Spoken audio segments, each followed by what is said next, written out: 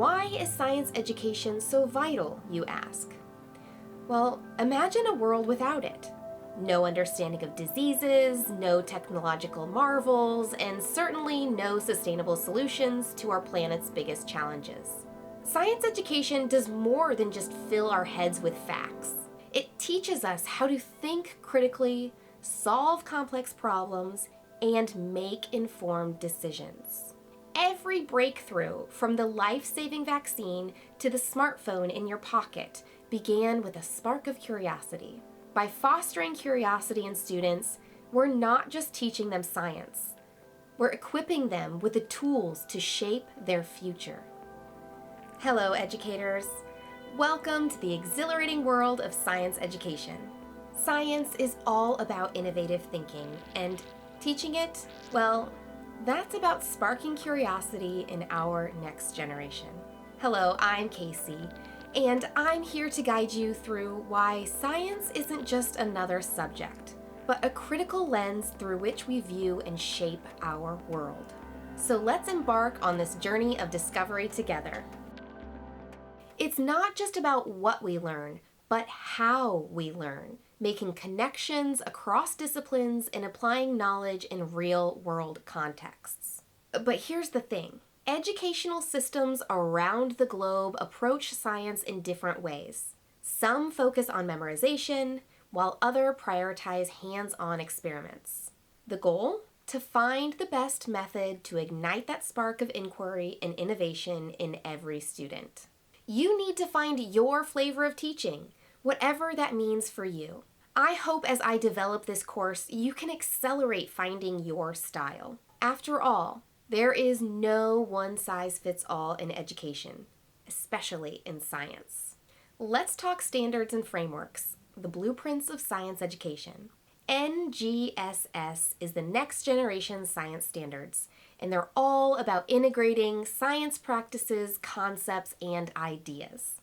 All right, let's get interactive. Take a moment to look at this example standard and see what you can observe.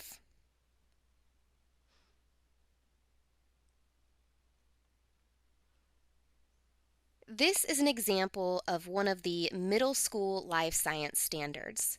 Up at the top, we can see that this is the performance standard. It says students who demonstrate understanding can, and this is what we expect the students to reasonably be able to do after learning this section. So this standard says use argument supported by evidence for how the body is a system of interacting subsystems composed of groups of cells. Based on your teaching, your students should be reasonably able to do this.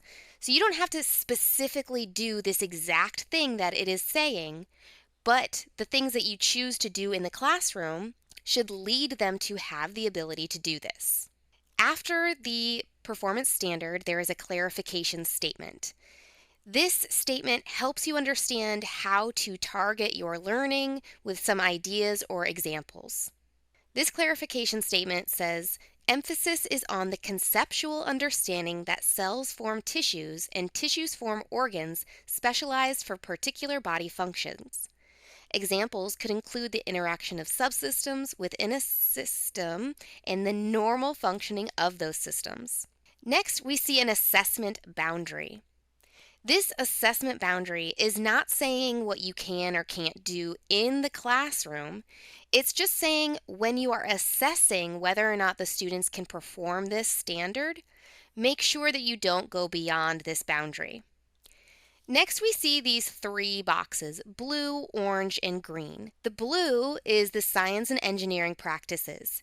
These are the actual things that scientists and engineers do on a day-to-day basis that we want our students to be able to do as well. So we expect that as a scientist, our student should be able to engage in argument from evidence. Next, in orange, is the disciplinary core ideas. You could think of this as the old units of thought. So this specific standard goes into the structure and function.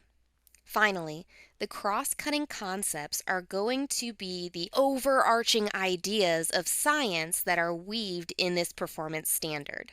Then, underneath the colored boxes, we have multiple different boxes. There's not much in this specific standard, but the top one is going to connect to other similar standards in this grade band. The next will go over standards in other grade bands. The last is going to connect this standard to other courses, specifically ELA, literacy, or mathematics.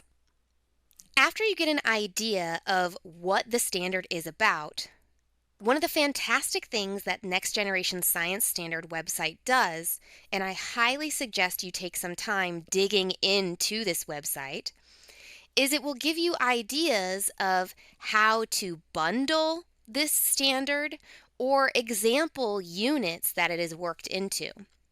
For instance, we can see here Middle School Open Sci Ed Unit 7.3. And if we click on it, it will actually take us to the resource that we need. And this, as a beginner teacher, is going to be so important.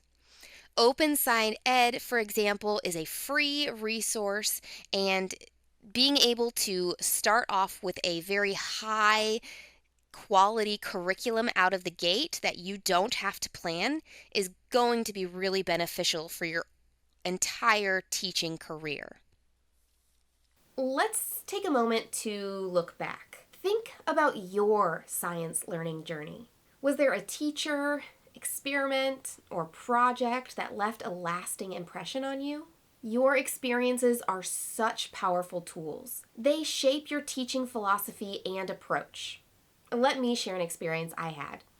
In middle school, we made a journal of a red blood cell going through the human body. Memorable not only because some of my classmates came up with some really stellar projects, but when I magically couldn't find my own copy the morning it was due, my teacher gave me some grace and allowed me to turn it in later.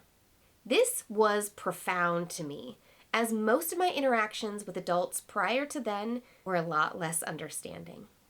This experience influences my own teaching by helping me remember we are working with people, young people, that won't always make the right choices. How I deal with their mistakes can easily push them away or possibly pull them in closer to wanting to learn science. What's your story? Any particular experience come to mind? How can it inspire the way you teach science? Let us know your story in the comments below so we can learn from each other's experiences. All right, now let's look ahead. What are your goals as a future science educator? Maybe it's mastering phenomena-based learning, integrating more technology in your lessons, or creating a classroom culture buzzing with curiosity. Being hands-on has always been a really important aspect for me. So I challenged myself to do something at least once a month, a simulation or a small experiment. This gave me something to fall back on when I wasn't sure what to do, and it forced me to explore what options and resources are out there. There are a lot of wonderful PhET simulations, and if you're not sure how to get started using them in your class, please make sure to watch one of my Pause to Work videos to get ideas on how to use them. Remember, setting goals is the first step in your journey to becoming an impactful science educator. So what have we learned? It's not just about what you teach, but how you inspire your students to explore, question, and innovate. Science education is more than just a subject. It's a gateway to understanding the world and our place in it. By nurturing curiosity and critical thinking, we're not just teaching science. We're empowering the next generation to lead, innovate, and discover. Remember, every scientist started as a curious student, and every student needs a passionate teacher. Do you have thoughts, reflections, or goals you'd like to share? Please drop them in the comments below.